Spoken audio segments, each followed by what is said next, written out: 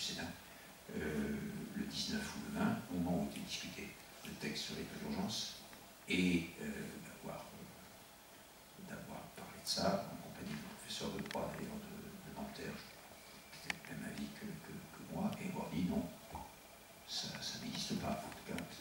si on veut que ça existe, ça veut dire qu'on détruit tous les principes de la citoyenneté en France. Et il se trouve que le 20 novembre, comme vous le savez, c'est la journée internationale des enfants, parce que c'est la date anniversaire de la signature, le 20 novembre 1989, de la Convention internationale des droits des enfants, dont vous parlez tout à l'heure. Et on a fait chaque année la journée internationale des enfants. À cette occasion, je publie un rapport particulier de la défenseur des enfants sur les droits des enfants. L'année dernière, c'était un rapport que j'avais fait sur les enfants qui subissent en quelque sorte une double peine, qui sont à la fois handicapés et placés à l'aide sociale à l'enfance. Sur les 308 000 enfants à l'aide sociale à l'enfance, il y en a quand même 70 000, ce qui est une proportion tout à fait considérable, qui sont également handicapés. Et ce sont des enfants, des adolescents, qui sont dans des conditions très difficiles, parce qu'en gros, ils ne sont pas bien pris en charge, ni d'un côté, ni de l'autre. Cette année, je consacre mon rapport, que vous avez publié dans quelques jours, le 19 novembre, au droit à l'éducation. Plus exactement, dans le droit à l'éducation, à la question de l'accès à l'éducation. Et je vais mettre en valeur notamment beaucoup d'obstacles qui malheureusement existent aujourd'hui dans l'accès à l'éducation. Et donc, le 20 novembre, je suis allé, comme c'est la loi le demande, remettre mon rapport au président de la République, de la même façon que je lui remets le rapport d'activité annuel dont vous parliez tout à l'heure. Bon. Et j'ai profité des relations que j'avais avec certains de ses collaborateurs pour obtenir de lui qu'en dehors du rendez-vous officiel où je lui remettais le rapport, nous avons parlé de la situation de ses enfants, j'ai un petit quart d'heure, 20 minutes de discussion tête avec lui. Et je suis allé lui dire, Monsieur le Président, franchement, cette affaire d'échange de nationalité, je me permets de vous dire, c'est ni fait ni à faire. Voilà. Je crois que vous vous engagez dans une voie qui est une voie sans issue, sauf si vous acceptez, par la réforme de la Constitution, de mettre au-dessus de tête des principes qui sont ceux-là même que nous avons déterminés consciemment ou inconsciemment, explicitement ou implicitement, depuis qu'on a fait la distinction, ça date de 1851, le recensement c'est récent, 1851, entre les nationaux et les étrangers. Jusqu'en 1851, les recensements de la population française ne faisaient aucune distinction entre les uns et les autres. Donc, je pense que si vous mettez le doigt dans le renversement de ces principes d'indivisibilité de la citoyenneté, à ce moment-là, tout pourra être éventuellement fait et on pourra naturellement, et on rejoint le sujet que vous avez dit tout à l'heure sur les étrangers et les nationaux, on pourra naturellement, dans la brèche ouverte, de toute sorte, se lancer dans des textes qui seront profondément discriminatoires et qui mettront en cause ce qui est le principe même, c'est-à-dire que les droits fondamentaux s'appliquent de manière égale aux 7,5 milliards de personnes qui vivent sur la Terre, quelles qu'elles soient. Et en France, en particulier. Voilà. Bon, je dis ça parce que simplement, c'est pour dire que moi, je n'ai pas beaucoup élaboré sur cette question politiquement, non, puisque c'est pas mon truc, mais je n'ai pas élaboré même juridiquement ou philosophiquement, parce que je crois qu'encore une fois, c'était une affaire totalement finalement, j'ai donc successivement, chaque fois qu'il y avait un texte qui a essayé de sortir des champs de nationalité, naturellement, j'ai dit, c'est pour ça que vous avez dit que j'ai pris la parole souvent, j'ai dit ce que j'avais à en dire, jusque au Sénat, où j'ai donné un avis public, notamment dans le mouvement de la révision constitutionnelle, et où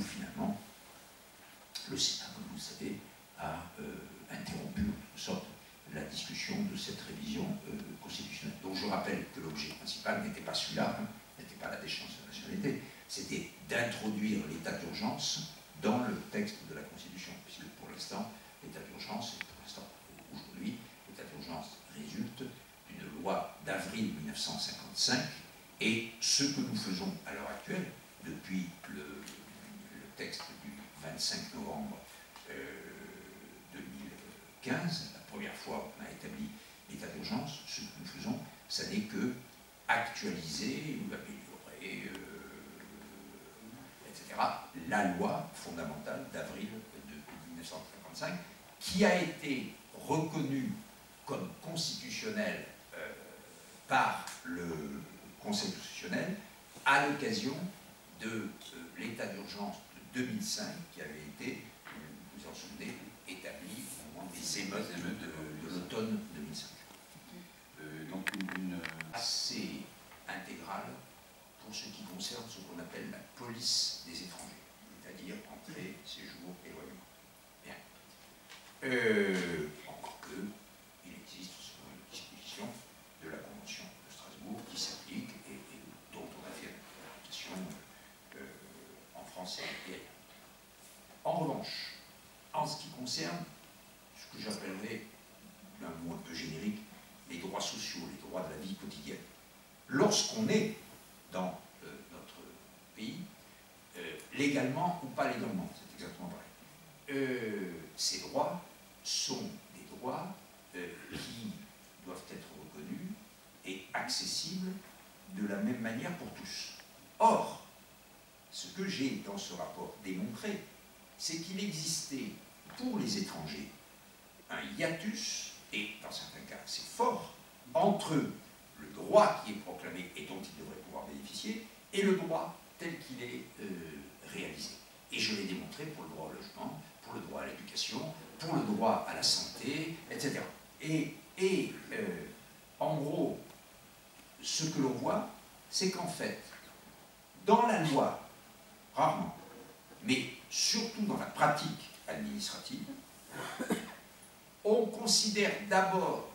telle personne dans sa qualité d'étranger et secondairement dans sa qualité de malade, de demandeur d'emploi, d'enfants qui va avec d'élève, etc. Voilà.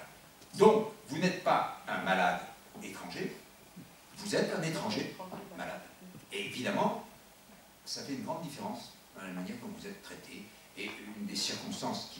qui m'ont inspiré le travail que nous avons fait pendant près d'un an, et qui est tout à fait considérable, vous disiez 300 pages, et même la synthèse que j'ai montrée, qui fait une trentaine de pages, est tout à fait considérable et très précise. Une des choses qui m'avait inspiré, c'est la manière dont des femmes étrangères, enceintes, qui demandaient à bénéficier de l'IVG, avaient été traitées dans certains centres hospitaliers, utilisant leur ignorance, leur méconnaissance de la langue, etc. Quand elles venaient de faire une demande, on les recevait, puis on leur donnait un rendez-vous, et il se trouve que ce rendez-vous était fixé après que le délai de 12 semaines était expiré. Et donc, quand elles étaient reçues, on leur disait « Ah, mais madame, regardez, ah, c'est pas possible. » Voilà. Et donc, c'était vraiment une discrimination massive. Le deuxième sujet que j'ai naturellement traité, c'est celui de Calais comme exemple, bien entendu, d'une situation humanitaire indigne, mais d'une situation où, c'est ça que j'ai fait dans mon rapport du 6 octobre, les droits fondamentaux, et je les ai pris un par un, étaient mis en cause. Et ce travail qui reposait sur des missions qui avaient été effectuées en juin et en juillet 2015 par les services, je ne suis venu, moi, à Calais que le 30 juin de cette année, parce que je pensais qu'il était inutile de faire du spectaculaire, que je pouvais très bien travailler sans aller montrer ma copine là-bas. Et donc, sur la base de ce travail, on a donc fait un rapport qui a effectivement été utilisé par ceux qui sont allés devant le tribunal administratif de Lille, les associations qui sont allées devant le tribunal administratif de Lille en novembre 2015, et qui ont obtenu, notamment sur la base de mon rapport et des observations que j'ai formulées dans le tribunal administratif, un certain nombre d'avancées, c'est-à-dire des obligations que l'État a été obligé de réaliser, comme par exemple les points d'eau, comme par exemple les latrines, comme par exemple l'évacuation des ordures, comme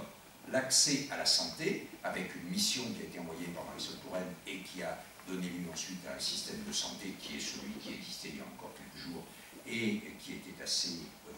performant. Voilà, donc je crois vraiment que c'est l'exemple même. Alors, naturellement, dans la situation dernière, et je m'étais battu pour que le droit d'asile soit ouvert à Calais, et c'est comme ça que, à partir du début du printemps 2015, et surtout intensivement à partir du début de 2016, on a traité la sous-préfecture de Calais dans une plateforme spécialisée, à peu près jusqu'à aujourd'hui 2500 demandes d'asile de personnes qui étaient, de migrants qui étaient présents dans le bidonville à Calais. Et qu'on a créé, vous le savez par ailleurs sur le plan humanitaire, ce qu'on a appelé le centre d'accueil provisoire, c'est-à-dire les containers, et qu'on a installé des femmes et des enfants, 400, dans l'ancien centre de loisirs de la ville de Calais, ce qu'on a appelé qui s'appelait Jules Ferry, le centre Jules Ferry. Et dans la dernière étape, l'évacuation du bidonville, dont je pense très clairement qu'elle était d'un strict point de vue humanitaire tout à fait indispensable, car les conditions humaines, les conditions pour ces humains qui étaient là, étaient totalement indignes et insoutenables. Donc, je pense que le principe même de mettre fin à ce bidonville n'était pas contestable. La contestation que j'ai faite, c'était de savoir ce qui se passait pour ces personnes. Et donc là, nous sommes beaucoup battus, publiquement ou pas publiquement, c'est-à-dire aussi dans des réunions, etc., pour que soit traitée, d'une part, la situation de toutes les personnes, qu'elles aient la possibilité de faire valoir leurs droits, puisque moi je m'appuie toujours là-dessus, et que pour ça, elles se trouvent à un moment hébergées, mises à l'abri, disposant d'informations qui leur permettent de faire valoir ces droits. D'où le transfert de ces personnes dans les centres d'accueil et d'orientation, il y en a 80, je crois, aujourd'hui, où ce travail est actuellement fait. Deuxièmement, que soit prise en compte plus spécialement la situation des mineurs isolés étrangers, ce qu'on appelle maintenant d'un terme euphémistique les mineurs non accompagnés, MNA, et ce travail s'est notamment traduit par le fait que j'ai dit, mais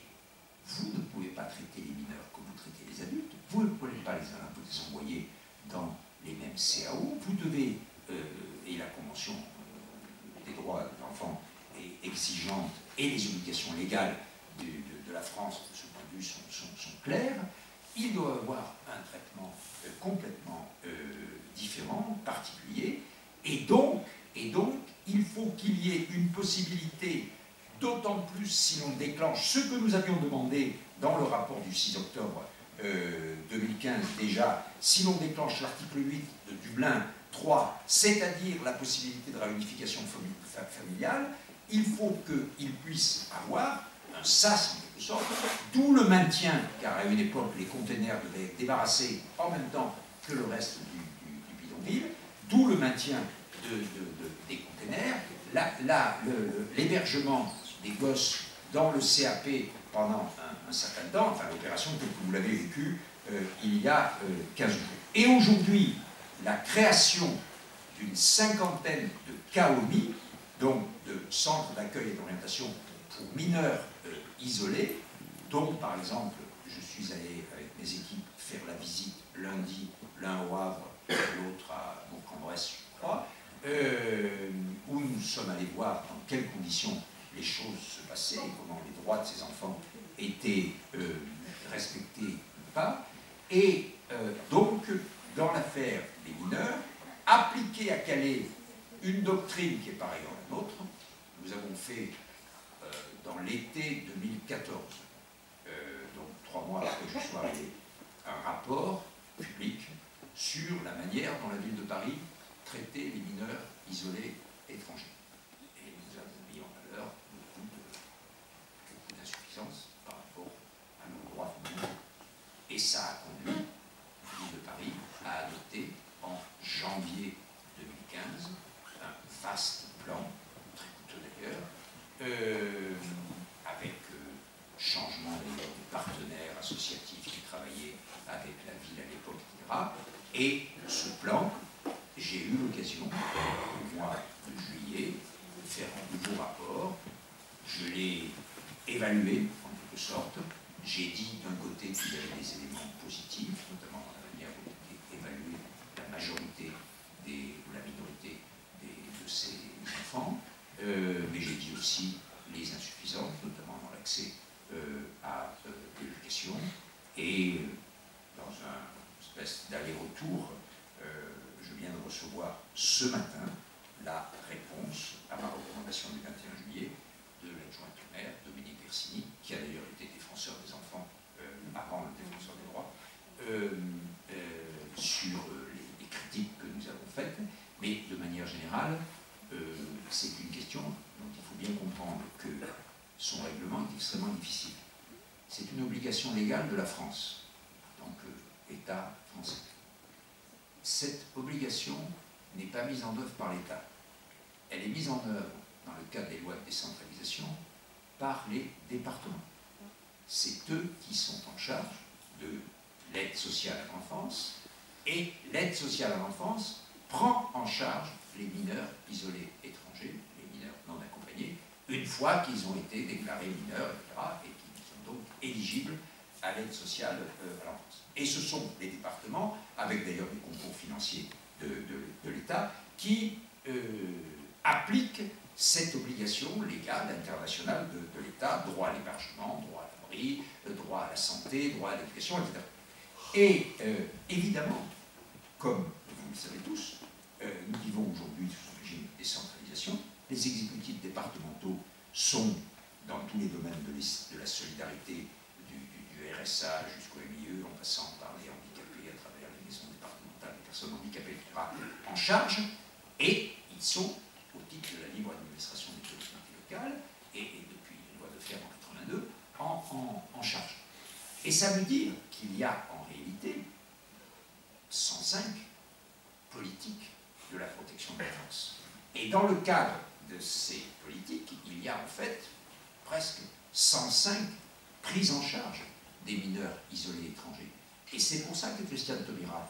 en mai 2013, avait fait une circulaire sur la répartition de ces enfants à travers les départements, car ils avaient tendance à se concentrer, par exemple, tous en Seine-Saint-Denis, et Claude Barthelone avait fait à l'époque, ancien président du conseil départemental de la Seine-Saint-Denis, une grosse colère. Donc, un système de répartition, mais aussi un système d'évaluation, etc.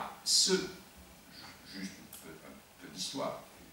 une partie de la circulaire de Christiane Taubira a été annulée par le Conseil d'État qui a dit c'est d'ordre législatif, et on a introduit dans la loi qui est devenue la loi de mars 2016 et qui a réformé la protection sociale de l'enfance, la loi de Laurence Rossignol, on a introduit des dispositions régularisant la circulaire de Christiane Taubira, et depuis lors, on a remis en place un système de répartition. Jean-Jacques Urvoas, le garde des Sceaux, vient de prendre un nouvel arrêté en matière d'évaluation, car tout ça se fait sous le contrôle et à la décision des procureurs de la République. Hein. Donc, le système est un système qui est à la fois complexe et qui, en fait, permet à chacun et à chaque département de mener un peu sa politique. C'est pour ça que moi, dans cette affaire, mes principaux interlocuteurs, c'est l'Association des départements de France, qui regroupe tous les départements, c'est chacun des départements et notamment ceux qui manquent à notamment ceux qui manquent à leurs obligations, mais c'est un travail auquel je m'attelle, encore une fois, journellement, et dont fait partie naturellement ce que je disais tout à l'heure, c'est-à-dire mes démarches auprès de Martine Aubry, auprès de Jean-René Le Cerf, etc., en ce qui concerne les OIE à Lille. Mais il faut bien voir ces trois aspects des choses, qui sont réunis naturellement par la même base juridique et la même philosophie, bien entendu, mais qui doivent être bien manipulés, chacun sur leur terrain fraternel, deviennent une humanité dans laquelle s'applique le fameux principe « l'homme est un loup pour l'homme ». Je ne le crois pas que l'homme est un loup pour l'homme, mais les conditions sont en train d'être faites pour que ce soit le cas. Et donc, il faut combattre ces conditions qui font que l'homme, naturellement fraternel, n'est pas fraternel pour son pareil. Et donc, je dis, c'est un combat, et je pense que la voie qui permet de gagner ce combat, c'est l'égalité. Je pense que je ne mets pas je ne fais pas d'ordre entre liberté, égalité et fraternité, et il y en a un, parce que c'est comme ça qu'est faite la devise de la République française, mais je veux dire par là que de mon point de vue, assurer l'égalité, une égalité réelle, et une égalité en droit, c'est certainement une des voies pour rétablir la